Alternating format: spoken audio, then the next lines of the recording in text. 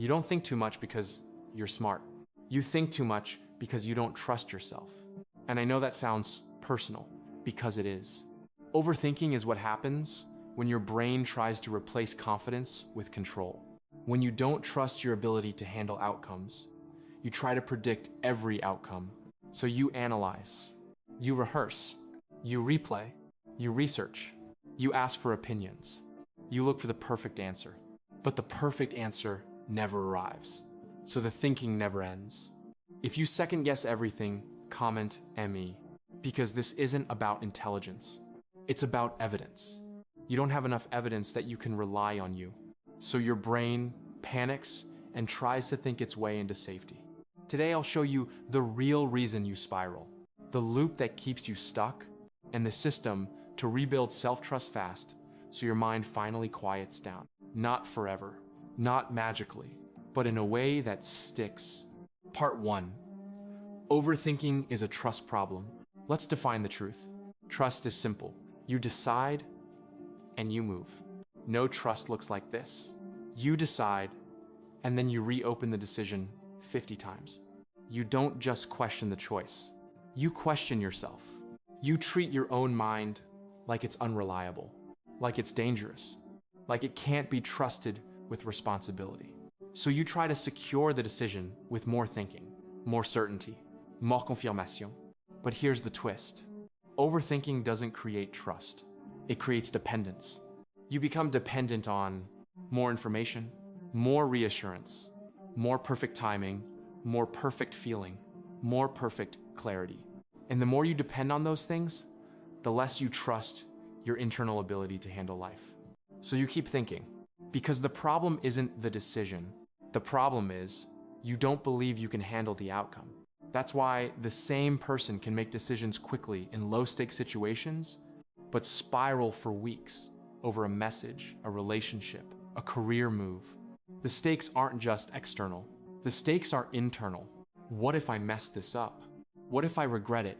What if I can't handle what happens next? That's not logic. That's fear of not being able to rely on you. Story 1. I need to be sure. Here's how it looks in real life. You're about to send a message. Not even a dramatic one, just a message. But your finger hovers. You read it again.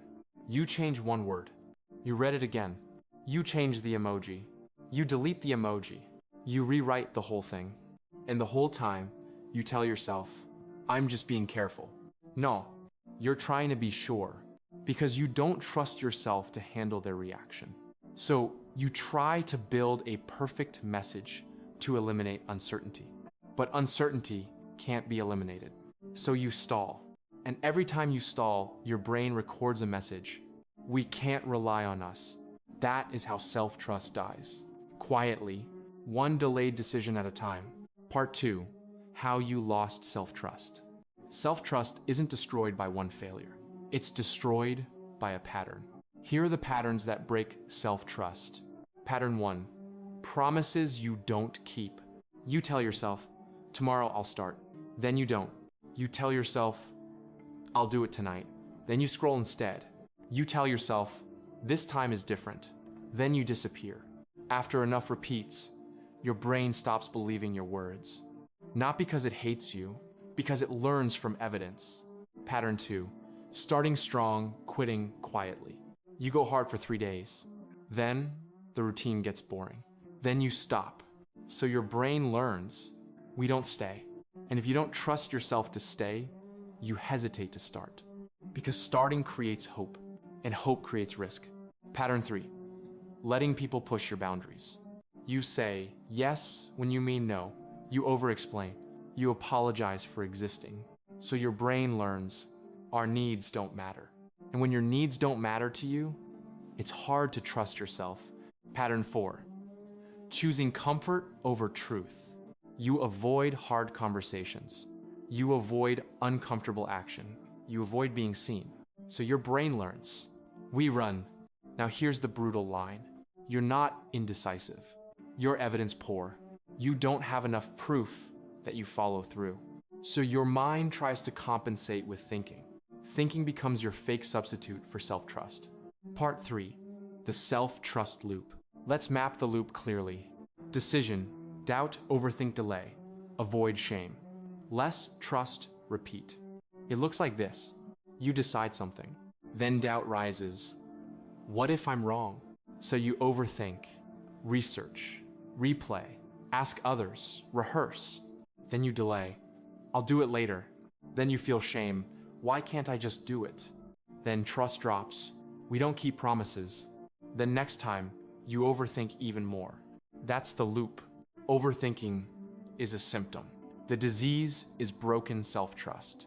So you don't fix overthinking by thinking better. You fix it by rebuilding the thing that makes thinking unnecessary, trust. Because when you trust yourself, you don't need to control everything. You don't need to predict every reaction. You can move. Story 2, the message you never send. Let's make it painfully real. You want to set a boundary. You want to be honest. You want to speak up. So you write the message. Then your brain panics. What if they think I'm dramatic? What if I lose them? What if they get angry? What if I handled it wrong? So you delete it. Then you feel relief. Not because it's solved because you avoided risk, but later you feel worse. Because now you're carrying the unspoken truth, and carrying truth is heavy. And your brain records another message. We couldn't handle it. So next time you hesitate sooner. This is how overthinking becomes your default. Because you don't trust yourself to survive discomfort. So we have to train that. Part 4, the 3-step system to rebuild self-trust. Here's the system. Self-trust isn't built by hype. It's built by evidence. And evidence is built by small actions repeated. Step 1, make small promises you keep. This is the foundation. Self-trust is not built by big speeches to yourself. It's built by small promises kept. 1 promise per day, small enough that you can't fail. 10 minutes of work, 1 paragraph, 1 workout set, 1 upload step, 1 message sent, 1 5-minute walk. Keep it, because every kept promise tells your brain, we can rely on us. And that message is medicine. Important rule, do not make heroic promises. Heroic promises create heroic failures. Small promises create quiet wins, and quiet wins rebuild identity. Step 2, the decision rule, good enough, then move. Overthinkers chase perfect. Confident people choose good enough and move. So here's the rule. If the downside is small, decide fast. If the downside is big, set a timer 20 minutes, then decide. No endless research, no endless asking, no endless reopening. Because reopening decisions is the addiction. Your brain reopens because it wants certainty, but certainty is not available. So you choose good enough, then you move. And as you move, reality gives you feedback. That feedback builds wisdom, not endless thinking. Step 3, learn to survive small consequences. This is the missing piece. Self-trust grows when you prove, I can handle outcomes. So you must take small risks on purpose. Not reckless risks, small risks. Send the message, publish the draft, say no once. Ask the question, apply for the opportunity. Have the honest conversation, even if it's awkward. Because awkward won't kill you. Avoidance will. Avoidance is what keeps you fragile. And fragile people overthink because they can't tolerate uncertainty. So we train tolerance. Small exposure, small discomfort, repeated. That's how your nervous system learns. We're safe even when it's uncomfortable. And when the body feels safe, the mind stops spinning. Part 5, the 1-0. Second reset for spirals. Now, when the spiral starts, because it will, here's what you do. A quick 1-0, second reset. Name it, I don't trust myself right now. Not, I'm broken. Just naming the pattern. Long exhale, in for 2, out for 4. Next small action, what's the next tiny step? Then do it immediately. Because action rebuilds trust. Thinking doesn't. And yes, it will feel uncomfortable. Good.